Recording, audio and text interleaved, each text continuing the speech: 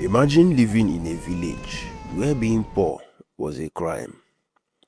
A village where your father could be worked to death for failing to pay taxes.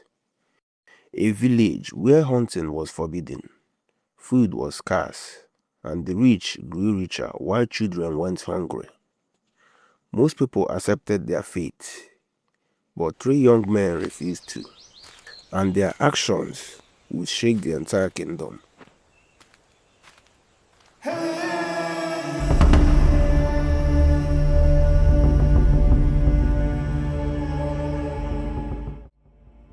Long ago, in the ancient kingdom of Umudike, the people no longer remembered what it felt like to live without fear.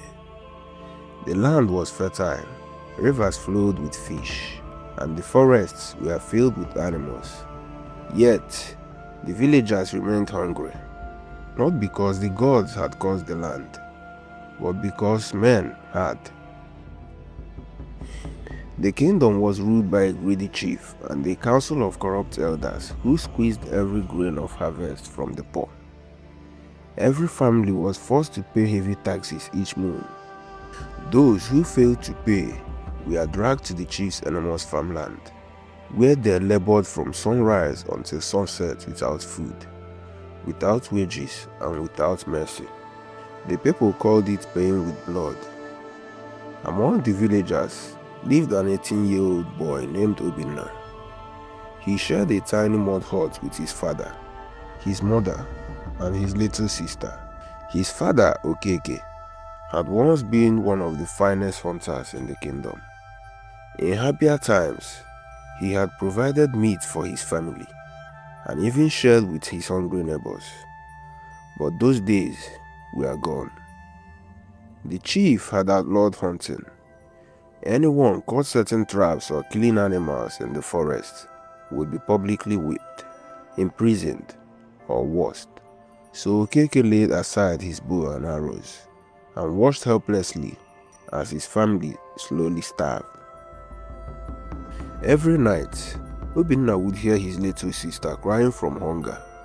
His mother would pretend she wasn't hungry, pushing the last piece of yam towards her children. His father would sit quietly outside the hut, staring into the darkness, wondering how a man could protect his family when every path had been closed. Obinna had two closest friends, Nkem and Chinedu. The three had grown up together, climbing trees, swimming in the river, and dreaming of becoming respected men. But dreams were difficult to keep in a kingdom where hunger ruled every household. One scorching afternoon, the sound of drums echoed through the village. The tax collectors are coming. People hurried inside their huts. Some hid, some prayed, some wept. The tax collectors moved from house to house with long canes in their hands. When they reached Obinna's home, the leader stepped forward. "Okeke," he barked, "bring your tax." Okeke lowered his eyes. "My lord, I have nothing." The tax collector laughed. "You have nothing?" "I have searched everywhere," Okeke replied. "My family has not eaten since yesterday." The collector's face hardened. "Then your body shall pay what your pocket cannot." Without another word, the guards grabbed Okeke by the arm. Obinna rushed forward. One of the guards shoved him violently to the ground. His mother cried and begged. Even Obinna's little sister clung to her father's legs. But mercy no longer lived in Umudike. Okeke was dragged away to the chief's farm. The sun was merciless that day. Rows upon rows of cassava stretched farther than the eye could see. Dozens of starving villagers bent over the soil, cutting weeds and carrying heavy baskets. None of them had been given food. None dared complain. Okeke had already gone more than a day without eating. Still, the overseers forced him to continue working. Each swing of the hoe became heavier. His vision blurred. Sweat poured from his body. His knees trembled. An overseer struck him with a cane. "Move!" Okeke struggled to stand. He lifted the hoe one final time before collapsing face first into the earth. The overseers only laughed. "He is pretending," they said. They kicked him. No response. They kicked him again. Still nothing. Only then did they realize the man was gone. As evening fell, 4 laborers carried Okeke's lifeless body back to his family. Obinna was sitting outside when he saw the crowd approaching. At first, he smiled, believing his father had returned. Then he noticed the silence, the tears, the body wrapped in clothes. His heart skipped. "No," he shouted. He ran towards them. His mother let out a scream so heartbreaking that even neighbors began crying. His little sister shook her father's shoulder over and over. "Daddy, please wake up." But he never did. The following morning, the villagers buried Okeke beneath a large tree outside the village. There was no music, no celebration of life, only sorrow. When everyone had gone home, Obinna remained beside the fresh grave until sunset. Nkem and Chinedu sat beside him without saying a word. After a long silence, Chinedu quietly unwrapped a small bundle. Inside were roasted fishes and pieces of yam. "We have saved this for you," he said softly. "You haven't eaten." Obinna stared at the food. Tears filled his eyes, not because it was much, but because for the first time in a long time, someone had reminded him that kindness still existed. The next morning, Obinna wiped away his tears and made a decision. He could no longer be only a grieving son. He had to become the man of the house. He found work on the farm of one of the village elders. From sunrise until evening, he cleared weeds, carried heavy baskets, and tilled the soil beneath the burning sun. By the end of the day, his hands were covered in blisters. His back ached. His legs could barely carry him home. The elders dropped a few coins into his palm. It was barely enough to buy a little yam. Not enough for his mother. Not enough for his sister. Not enough for tomorrow. Obinna thanked him anyway. That night, he watched his mother divide the tiny meal into 3 portions. She secretly skipped her own share so the children could eat it later. Obinna noticed. His heart broke. Days passed. Nothing changed. No matter how hard he worked, hunger always arrived before sunset. Then one afternoon, Chinedu pulled him aside. "There is something you should know," Chinedu said. Obinna looked at him. Chinedu lowered his voice. "Do you know how Nkem and I have survived all these months?" Obinna shook his head. "We still..." Obinna stepped back in disbelief. "What?" "We steal from the chief's officials, the elders, the rich men who grew fat while children starved." Obinna frowned. "My father taught me that a thief loses his honor."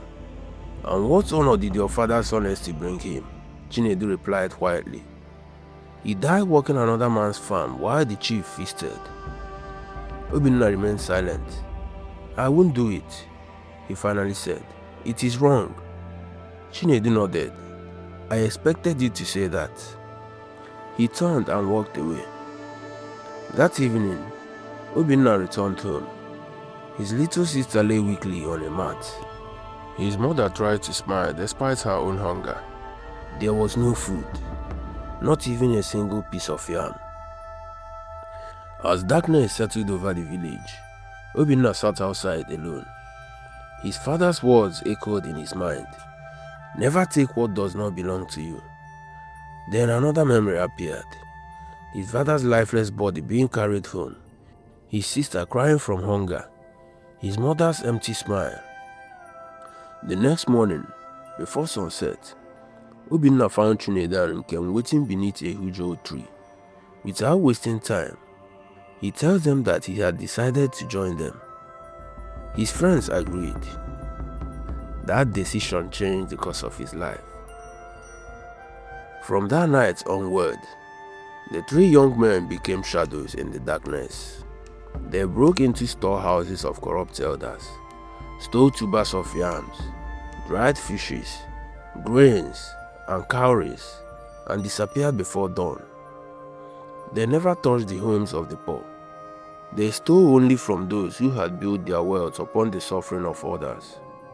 And for the first time in months, Obinna's mother and little sister ate until they were full. But every stolen meal came with a price. Unknown to Obinna, the chief had already sworn that whoever was robbing the powerful would be hunted down, captured, and made an example of before the entire kingdom. As the weeks passed, the three young men became whispers carried by the night wind. When darkness covered Omodike, Obinna, Nkem, and Chinedu would quietly slip through the village. They knew every narrow path, every fence, and every guard's routine. They never harmed anyone. They never carried weapons. They only took what had been stolen from the poor, from the barns of corrupt elders. They carried away tubers of yam, smoked fish, beans, palm oil, and sometimes bags of cowries hidden beneath sleeping mats. Before dawn, they would move silently from hut to hut. A basket of food would appear at the doorstep of a widow. A sack of grain would be left outside the home of an old blind man. Fish and yams would mysteriously appear before families whose children had gone days without eating. Then they would disappear into the darkness before anyone opened their doors. At sunrise, cries of amazement echoed throughout the village. "Come and see! There is food! Who brought this?" Children danced with joy while mothers knelt and thanked God for remembering them. Some believed their ancestors had taken pity on them. Others whispered that perhaps a spirit of the forest had come to rescue the poor. No one knew the truth. The mysterious gifts continued night after night.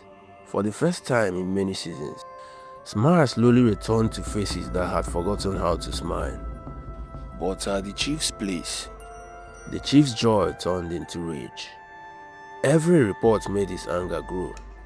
"My lord," one elder complained, "our barns are being emptied. My gold has disappeared," another cried. "They are feeding the entire village with our harvest." The chief slammed his staff against the floor. "Find these thieves!"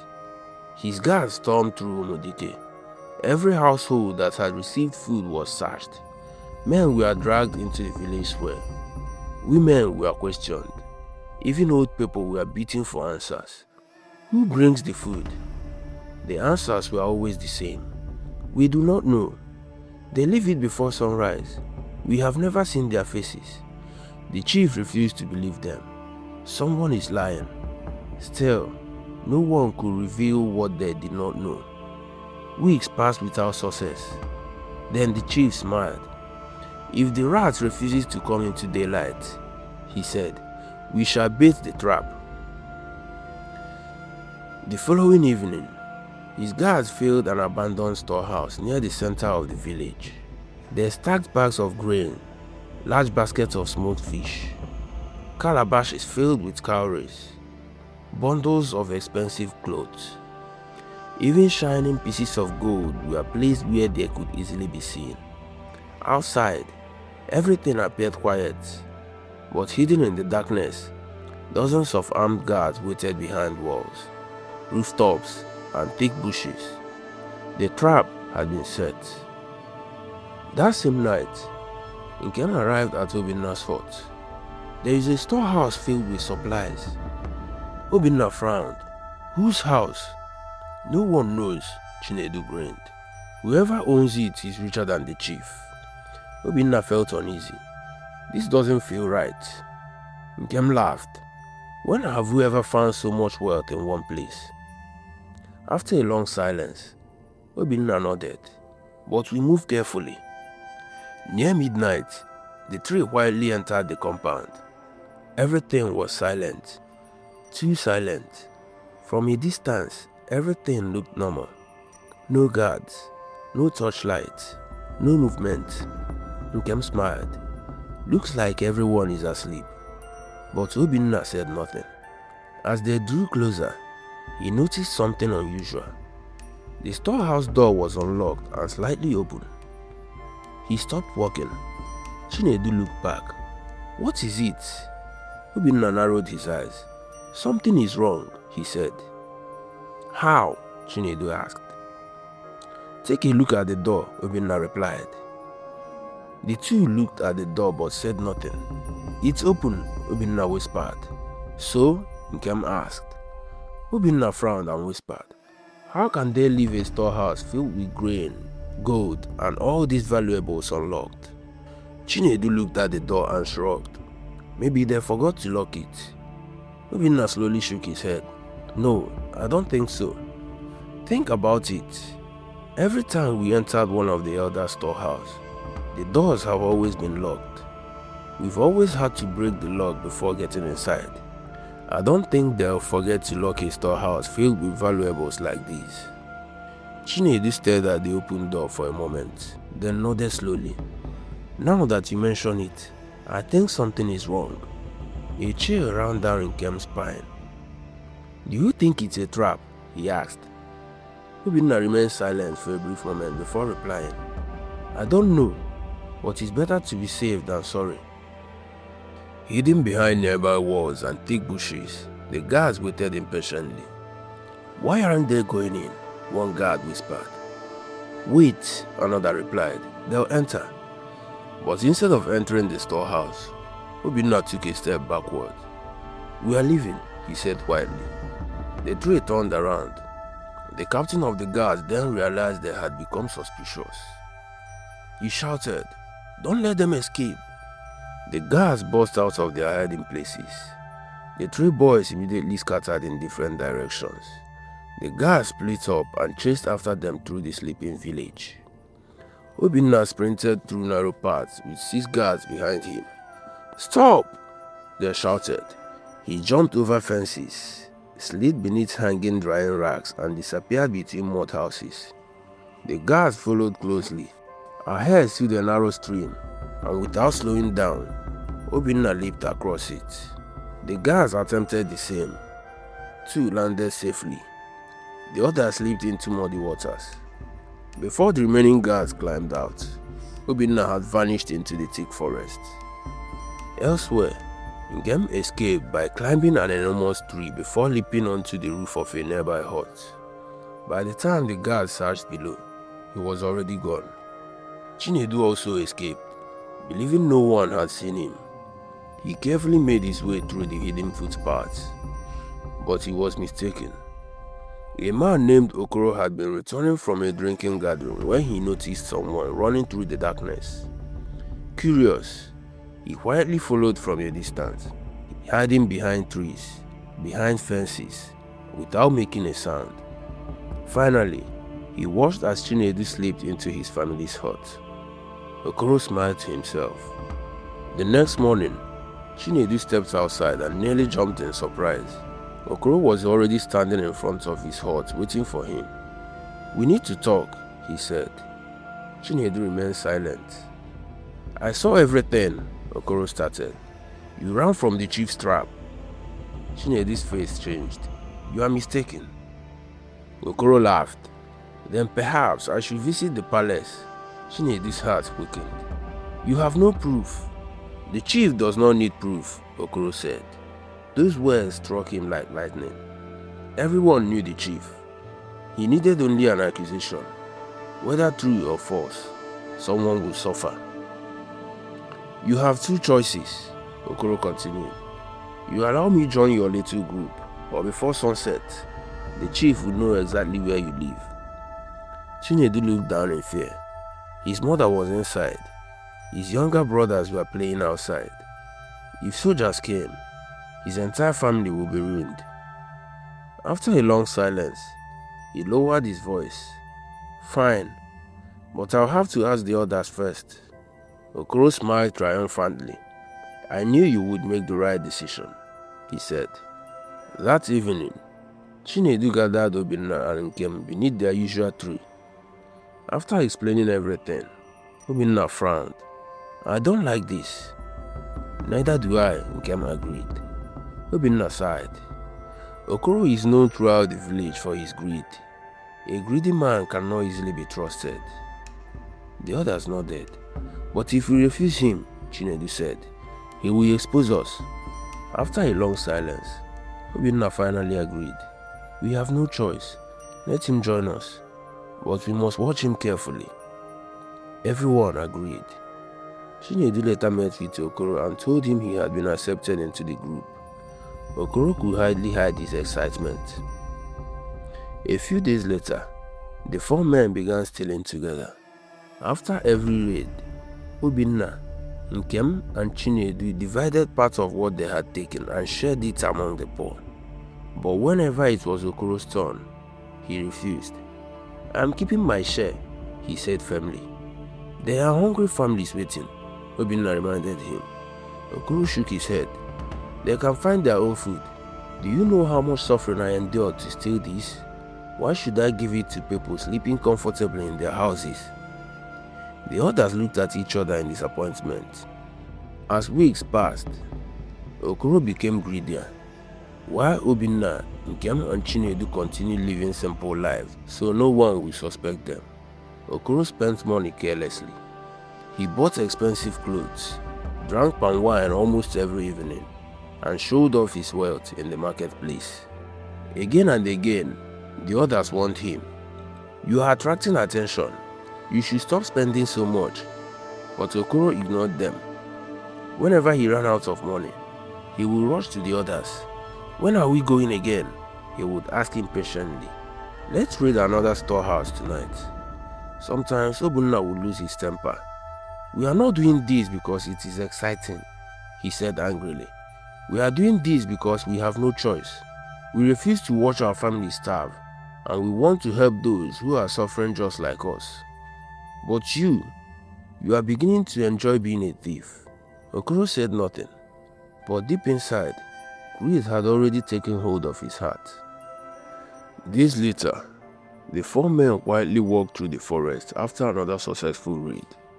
Each carried a small sack on his shoulder. As they approached the edge of the village, Okoro suddenly raised his hand. "Look," he said. A woman was walking along the path with her young son. She carried a small basket and a purse tied around her waist. Okoro smiled. "She's alone. We can take what she has." Obinna immediately grabbed his hand. "What is wrong with you?" Okoro frowned. "What?" "We do not steal from people like her," Obinna said. "Why not?" Okoro asked. "Because she's one of us," Obinna replied firmly. "We only take from the corrupt elders and the rich men who had become wealthy through the suffering of others." Okoro shrugged. "Money is money. It doesn't matter where it comes from. What matters is filling our own pockets." Before Obinna could answer, Chinedu stepped forward. "No, we will never rob innocent villagers.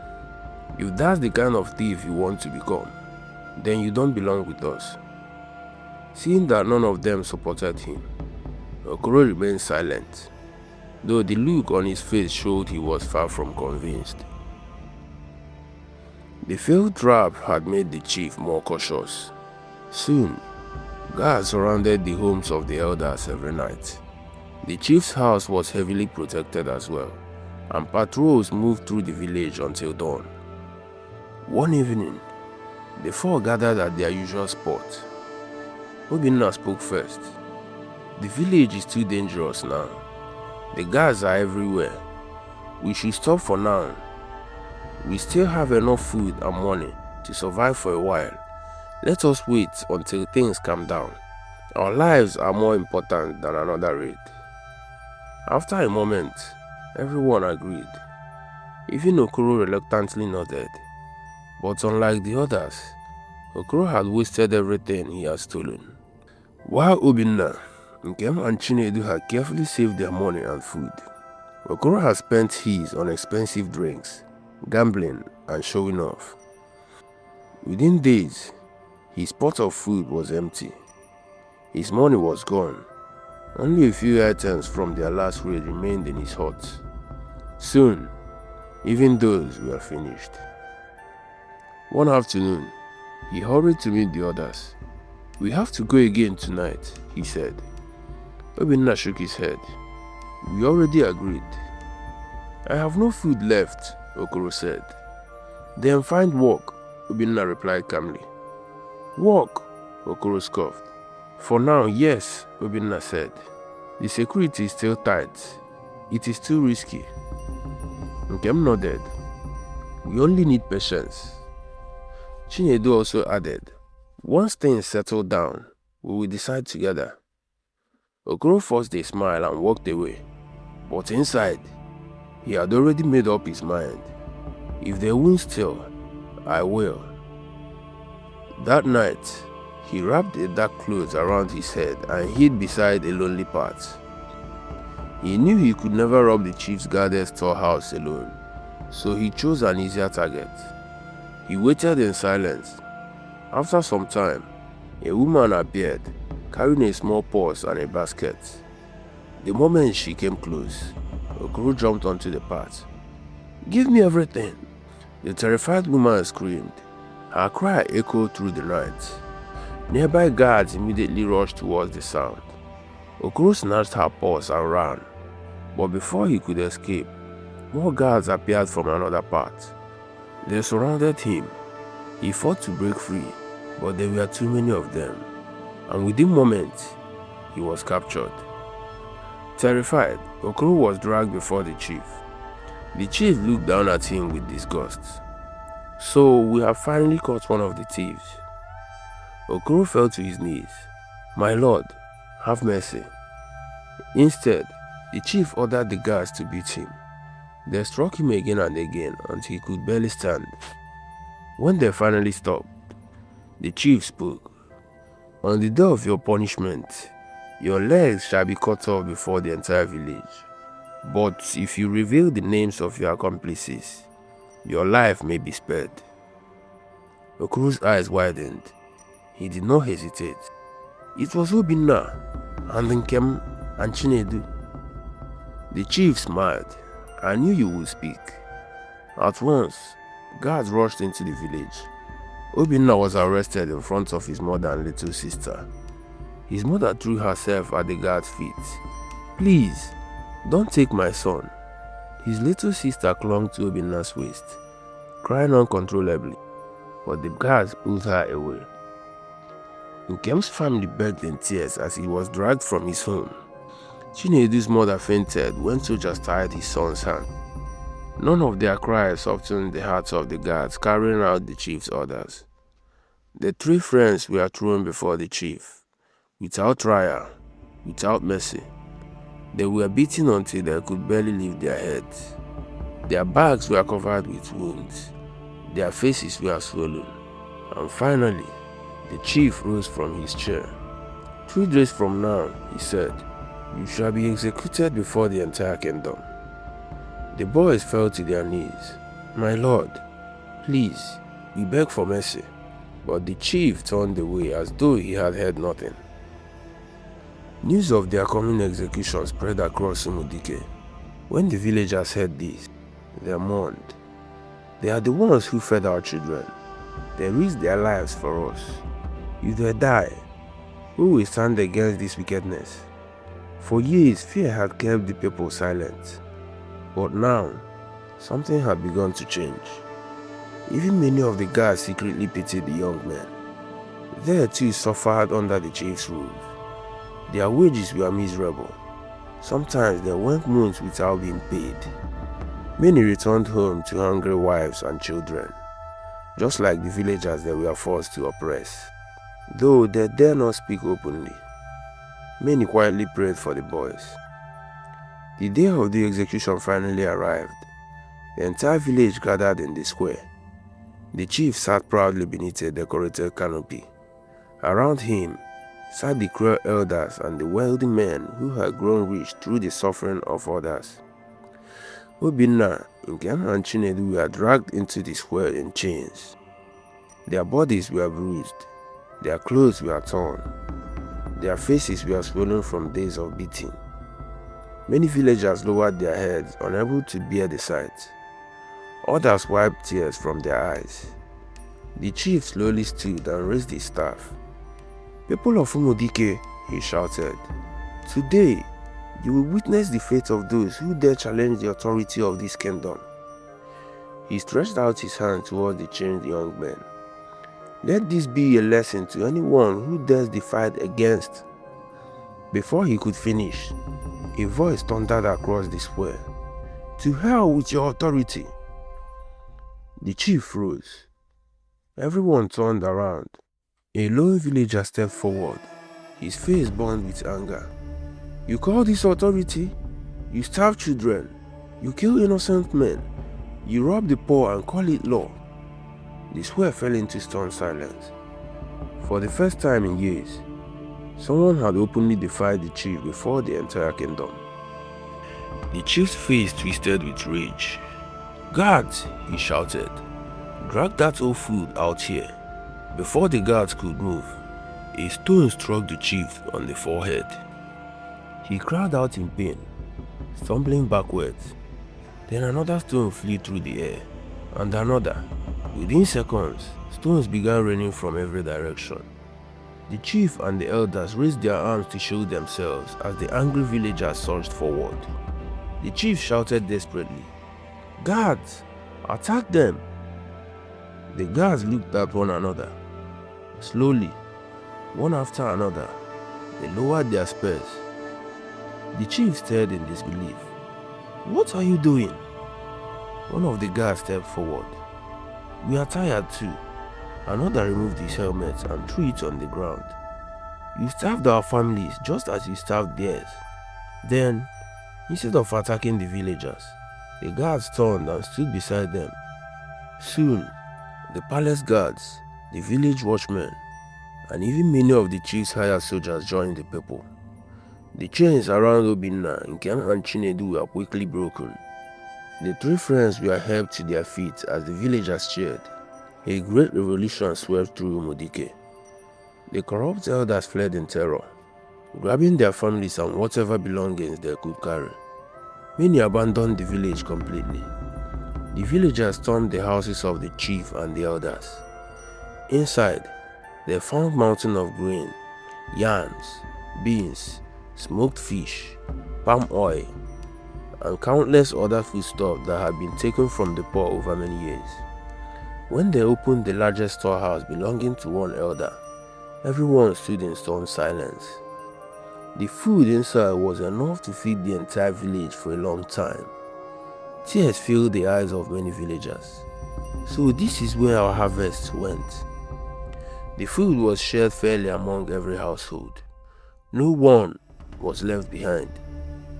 The chief himself fled through the forest, but he was captured before he could get far. The villagers surrounded him. He trembled, expecting the same cruelty he had shown them. But the villagers lowered their weapons. The chief was not harmed. Instead, every grain of food and every valuable item in his storehouse was taken and returned to the people. Even those who had once served him stood with the villagers. His guards abandoned him. His soldiers deserted him. The thugs he had hired disappeared. For the first time in his life, the chief stood completely alone. The homes of many wicked and corrupt rich men were also burnt. The villagers reclaimed the farmlands that had been seized from them.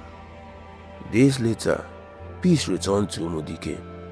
The village celebrated with singing, dancing, and feasting.